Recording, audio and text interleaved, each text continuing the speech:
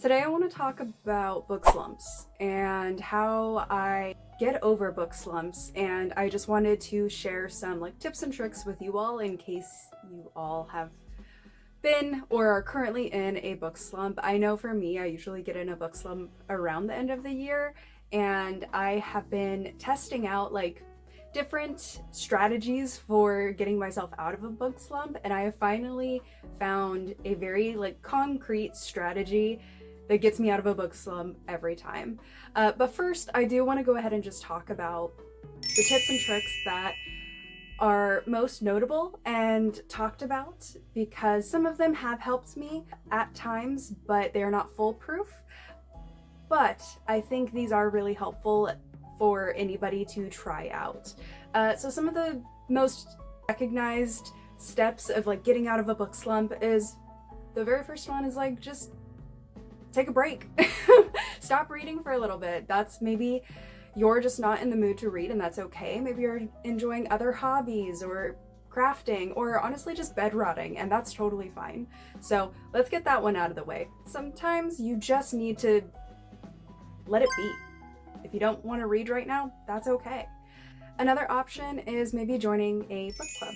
Now, I'm pretty introverted, so this is not a strategy that would help me. I'm very shy and introverted. I like to stay home, and I practice reading as a solo hobby. I like to do that by myself, and so I have not joined any sort of book clubs, but I have friends and family members that have joined book clubs and really enjoy them and have so much fun, and it gets them back into reading.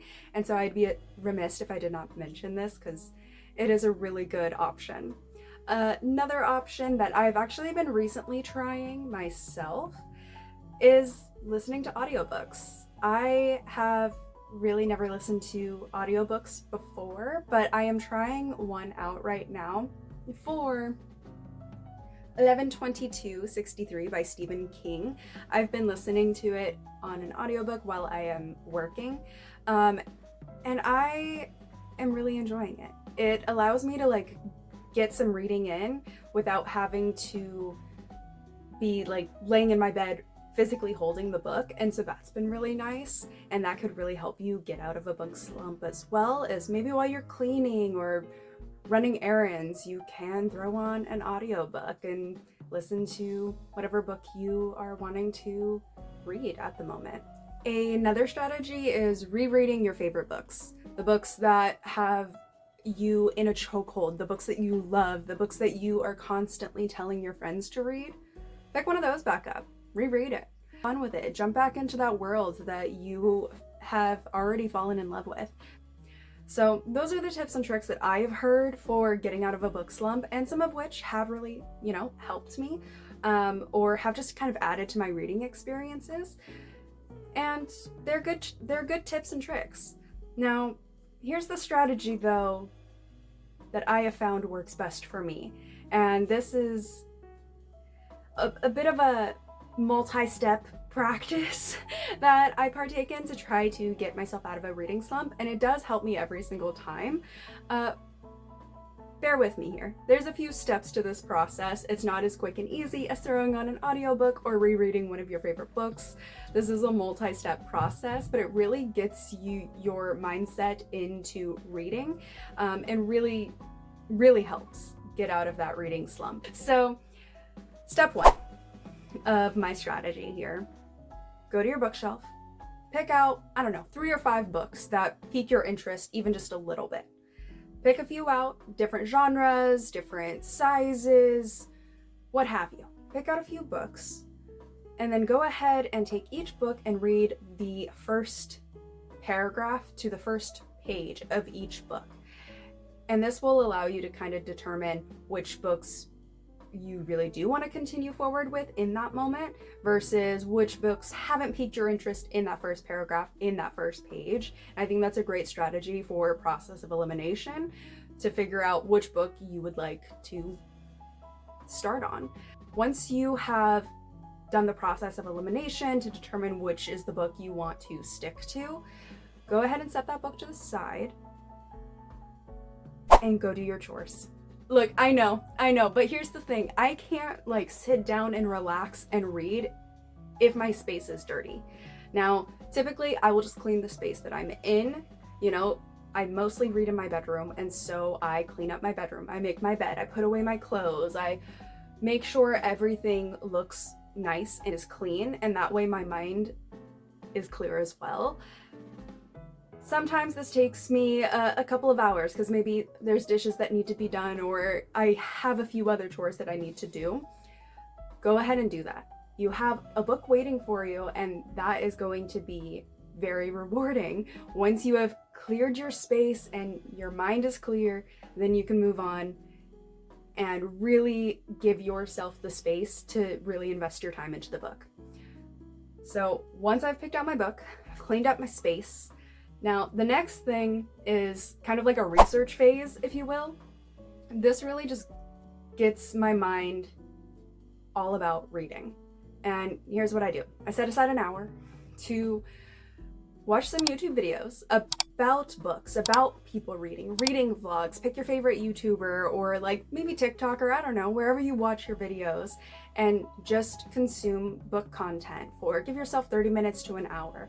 Other people are inspiring, right? And so if you're watching other people read really good books or talking about books, you're gonna feel inspired to do the same. And so once I've done that, I've taken my hour to reward myself after doing my chores, and I have a book waiting for me. I go ahead and set the scene. Wherever I'm gonna be reading, I light some candles, dim the lights a little bit, get my cozy sweatpants on, blankets, do whatever to make yourself feel nice and comfy cozy. Set an hour timer, just 1 hour. Pick up that book you chose and commit to 1 hour of reading that book. Now, you've already done all of the build up for this, right? You've cleaned your space, so now your mind should be like fairly clear. At least you don't have a bunch of chores that are keeping you distracted. You've set some time to watch some videos and really get inspired to read. And now you just have to stay committed. Spend it 1 hour reading, and I guarantee you, once that hour timer goes off, you're gonna want to keep reading. That is my strategy of really getting out of a book slump. A few steps to get there, but honestly, this has been the strategy that works best for me. Other tips though that I do want to make mention of, if I'm not feeling the book, I'm gonna choose a different one. And the types of books that I like to read when I am in a reading slump are, for the most part, like shorter reads. I like a nice 300-page book, maybe like a thriller, a horror, maybe some fantasy, something that's going to be like busy. Like it's not going to be a slog to read through. I don't want a slow burn when I'm in a reading slump. I want something fast paced. And I do want to just take a couple minutes to make mention of some recent books that I've read this year that have gotten me out of a reading slump. This is a 6-star read for me. This is a sci-fi horror of monsters and mainframes. Ooh, this book is so good. So fast-paced, so funny, so sweet, and also scary at times as well. You're reading from the perspective, the point of view of a ship whose job is to get humans from one planet to the next, which takes about 7 years, and every time the ship does this trip, all of the humans die because of monsters. And so she's trying to work to figure out how to ensure everybody gets to where they need to go safely. It's really, really good, and such an interesting story perspective to read from a ship. It's really, really funny, and I highly recommend if you are into sci-fi horror, this is a really good option.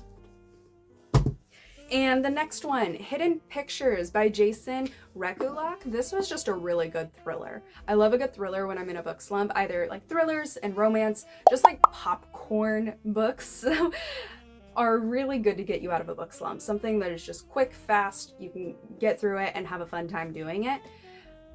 Hidden Pictures was really good. There's illustrations in the story as well that are creepy, and the story was really good, very thrilling, wasn't expecting the plot twist, so this was a very fast-paced, fun time.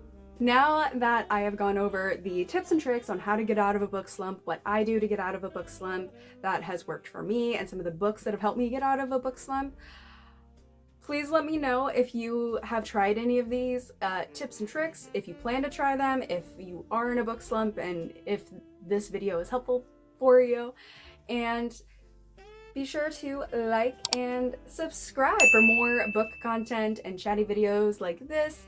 I love chatting about books, talking about books, and so feel free to comment down below all your thoughts on book slumps and how to get out of them. Tips and tricks that I didn't mention in this video, would love to hear them. Anyways, thank you so much for hanging out with me, and I will catch you next time. Bye!